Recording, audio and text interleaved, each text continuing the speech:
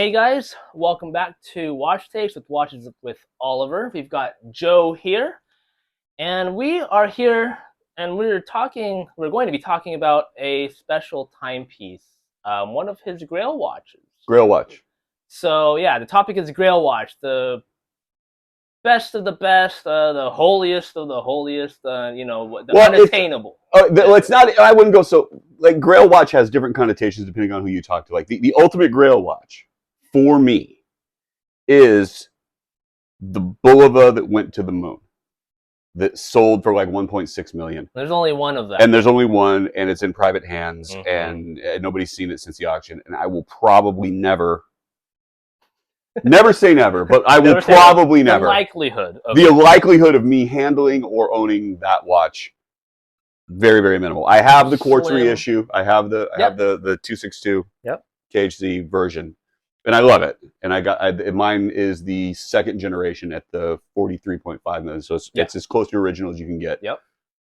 However, it hasn't been in the moon. That's the Grail watch. That is unobtainable. It might be worth a finger. So, but in close second is this. So this is my Bulova Chronograph. It is a Heuer caliber 15 movement. It is a Heuer case. It is a Bulova sign dial on a Duchess strap with black Corfam inserts. And it's got an asymmetric dial for the chrono. So running seconds is at like 10. The central seconds for the chronograph, date at 6. And then, 30-minute totalizer at 3. And it's pretty darn fantastic. And this is your Grail That's watch. my Grail. That's my Grail watch. So what makes it a Grail watch? Like what drove you to get this? Why this one? Why is it a Grail watch? I think the first bit about it was the fact that it's a Heuer movement. And that was interesting to me because I knew that Bulova was doing some Ebosh movements. They were doing some of their own in-house movements. The Accutron movements were also both US and Swiss. So I knew that like there was that option for it. But the fact that this was a Heuer movement, and then my father has a Heuer Autavia, and that's got a different caliber in it, but it's a similar layout because this has got the destro setting hand that's on the end there, on that side. That side. The other side. It's not your standard layout for chronographs, at least currently, because this is one of the earlier chronograph movements. And it's got the Burin micro rotor. It's micro rotor with a chronograph module on top.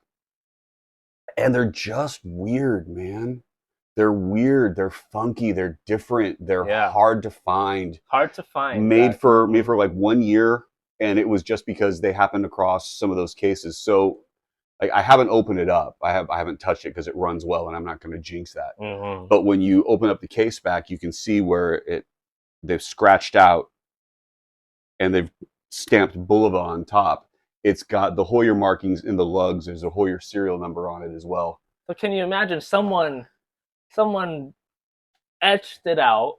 Yeah. The original. Yeah, and then they rebranded Bulova right on top of it. Yeah. Who signed off on that? Maybe they don't even know that they signed off on it. Well, somebody knows they signed off on it because these are coming around. They float around. Yeah. But you don't see them that often. Not on this. And definitely, not on the bracelet, because it's a Corfam insert onto the center links, and like this one, you can see that there's some wear on it, and they just don't hold up. So finding it on the original bracelet is difficult. This one. I got as an eBay purchase. The seller had no idea what it was, and I didn't steal it. Lucked out. I paid. I won the auction fair and square, but this watch should have gone for probably twice what I paid, easily. And it's fantastic, absolutely fantastic. Clasp is Bulova sign clasp.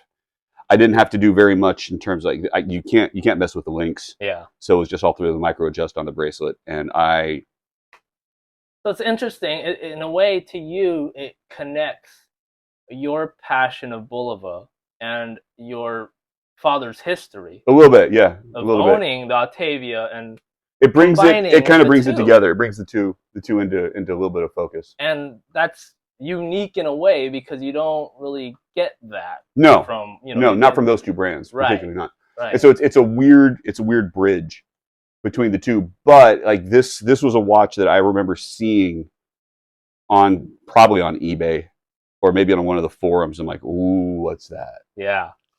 Because there's a couple other Heuer movements in chronographs that they've done. There's the chronograph F and the chronograph G, I think they are, and it's a similar layout, but it's a caliber 12, I believe, and it's just not quite as appealing. They're a lot more 70s funk. Like this is a real simple dial, and when you see Heuer versions of this or other manufacturers' versions of this watch, the dials are a lot more complicated. This is almost stark, just black and white. There's no extra orange hints. There's nothing else. Like the lume is just turned a really lovely cream. Mm-hmm. Yeah, it's fantastic. Straightforward, yeah. Yeah, real straightforward. Bezel's in good shape. The watch doesn't have a whole lot of dings or bang ups on it. It's a straight insert to the bezel, and it's just that silver applied. You can see that we've got that little bit of the detail on the minute track. So like really exact pad printing that goes on with that. And I've always loved that about these vintage chronographs, that they have that level of minutia that goes into the printing and the pad printing. The date at 6, and there's just a little bit of the frame around that, but it's just a beautiful set little piece. I like the cross for the running seconds because you're not really worried about that. It's just to tell if the watch is actually working versus not. That pylon seconds hand in white to match the hour and minutes hand, and just the way that lume is turned, man, it's something else. And so then you get the function, and it's just great. So it's definitely one to hang on to for a good long time. It wears really well too. What year is this? I think it's 74. 74. And was it for 1 year? 2 years? Only one. Just 1 year. Yeah, because I think it was a limited run. These were extra cases. So Heuer was getting rid of the cases, and Bulova, a couple of other companies just picked them up. Got their hands on it. Yep.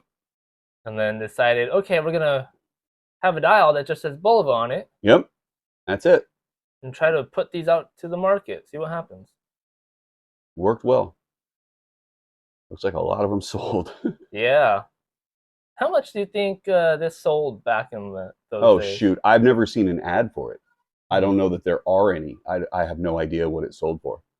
I would imagine it'd be comparable to what anybody else was selling this for at the time. Well, I don't.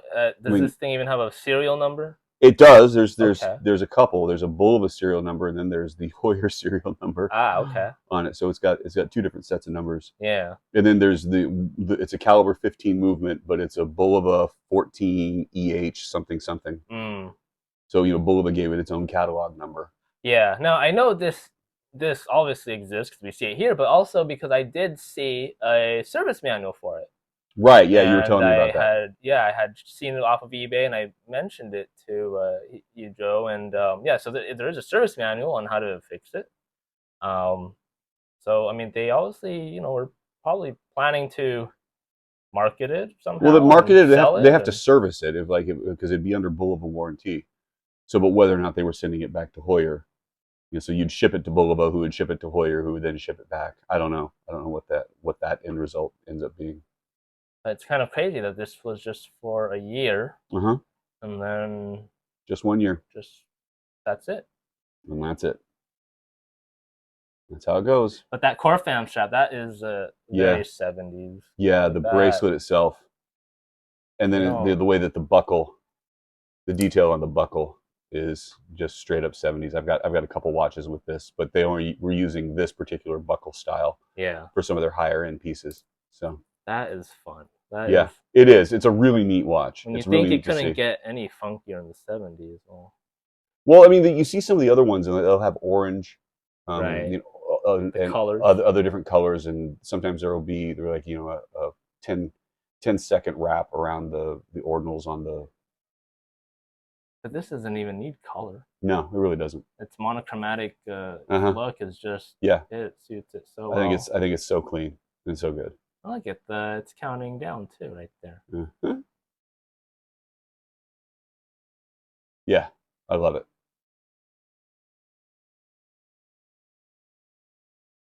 And he's gonna stop it and reset it. And boom! Wow. Yeah, real clean, real crisp.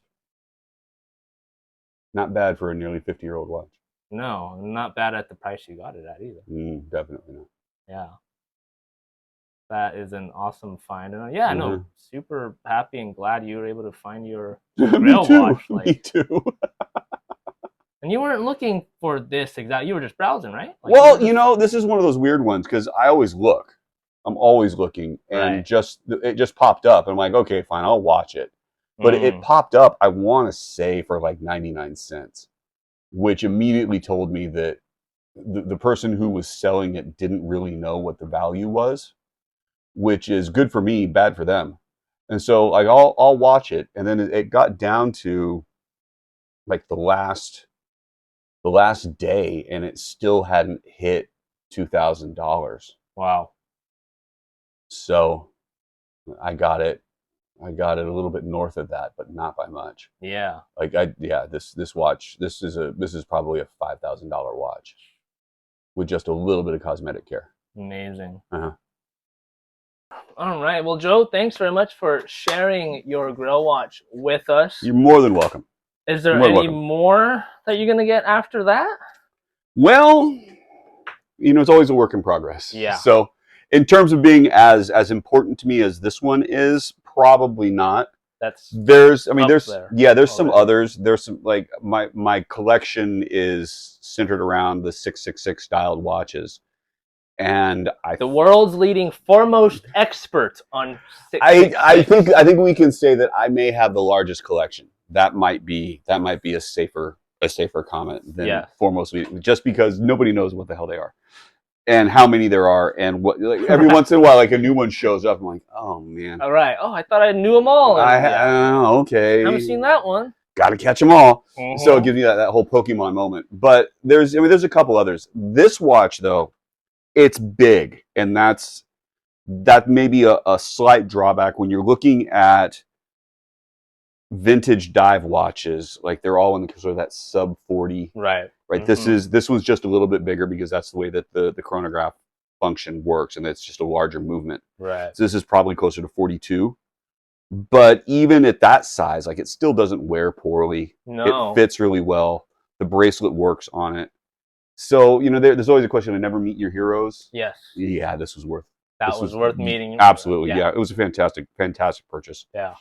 And yeah, I wear it a lot. I like it a lot. I forgot which watch I was talking about to Mike, but I told him he was afraid of meeting his heroes, and I told him, don't be afraid. Go ahead, try it out. Don't be afraid. You never know. That's, the only issue, because I remember I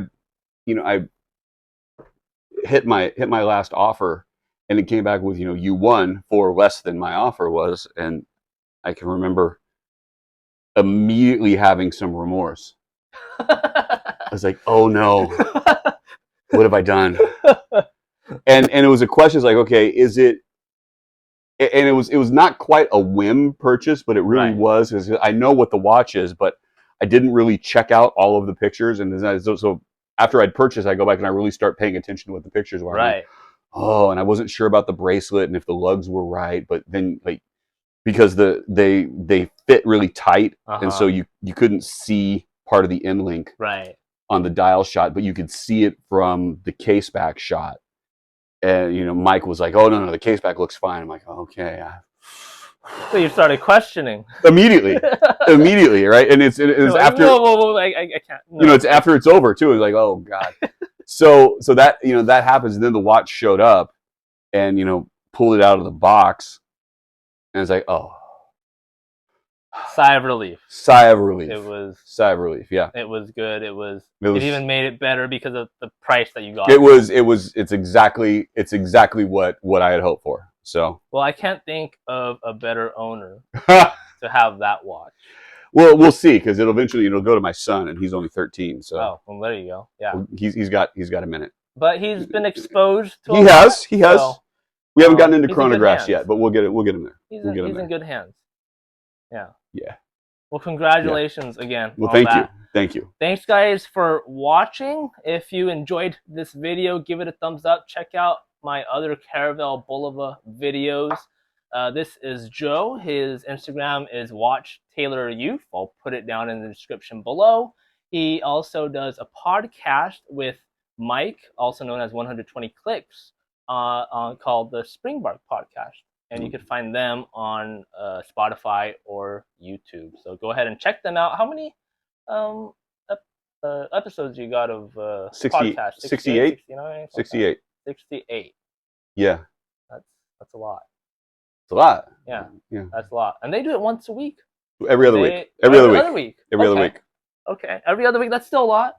But they've got some good content, funny content. It makes great content when you're on your way to work. I'll say that much.